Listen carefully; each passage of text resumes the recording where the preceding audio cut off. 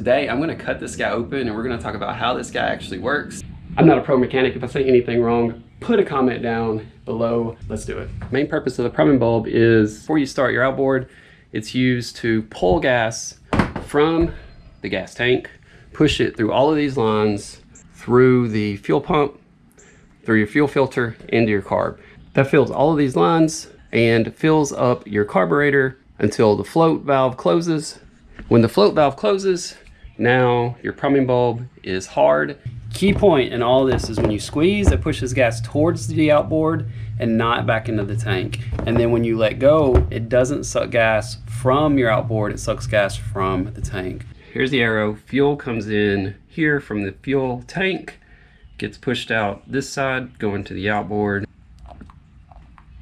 Nothing inside the actual bulb itself, but the main function has to do with these two fittings here.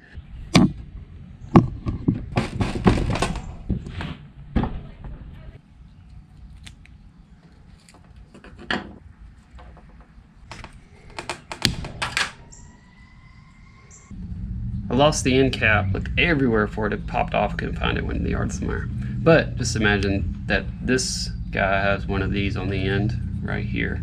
Fuel flows this way, check valve, and it's really interesting because these check valves do basically the opposite operation. When you squeeze the priming bulb, you want this valve to close and this valve to open. That way, when you squeeze the priming bulb, it pushes gas into your outboard and not back into your gas tank.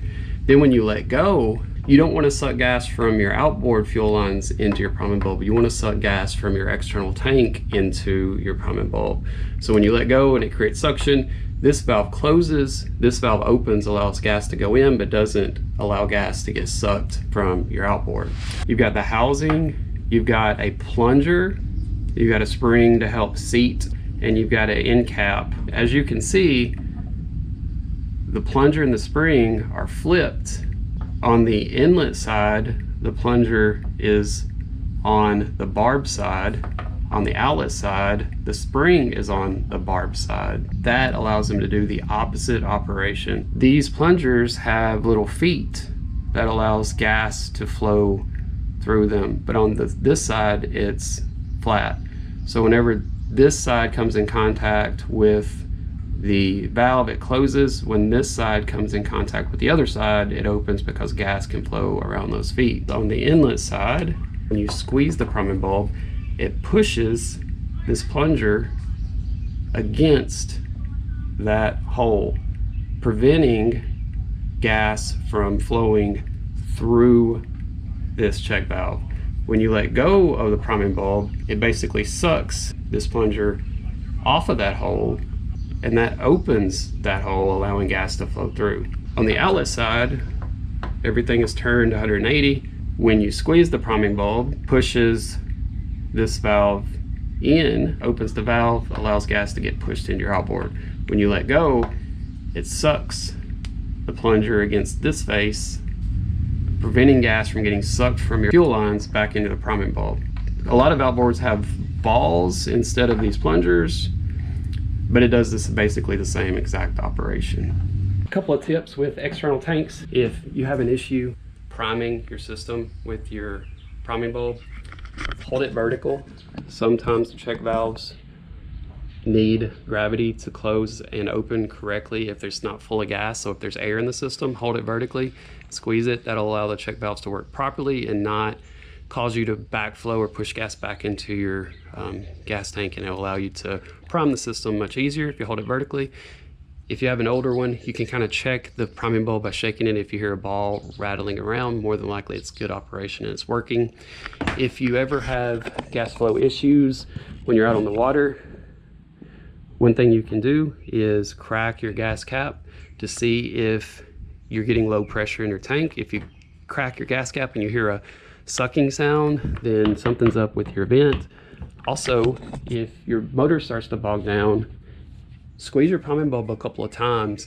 You may have an obstruction or something up with your fuel filter that's preventing gas flow, but by creating some pressure while you're running with your priming bulb, that will help you diagnose a lot of your issues, because if your motor perks up when you squeeze your priming bulb, you absolutely have a fuel flow or fuel supply issue. Another tip is you don't want to squeeze your priming bulb super hard and super fast, because what can happen is it can cause your carburetor float valve to get into a lock position because there's too much pressure, and it will prevent the needle valve attached to your carburetor float from closing all the way, and you're going to flood your carb. So you want smooth, easy squeezes until it's hard. If you over squeeze and pump the priming valve too fast and too hard, you could cause some issues in your carb and cause it to flood. Also, it puts too much pressure, a lot of pressure on your fuel pump. There's a diaphragm in here that basically goes in and out to do all the pumping action. If you put too much pressure, you could rupture that diaphragm. Super simple, but extremely important part of your fuel system with your outboard. Appreciate the view as always. If I said anything wrong, put it down in the comments. I'm not a pro mechanic, but I appreciate the support and appreciate your feedback. As always, have an amazing day. Thank you.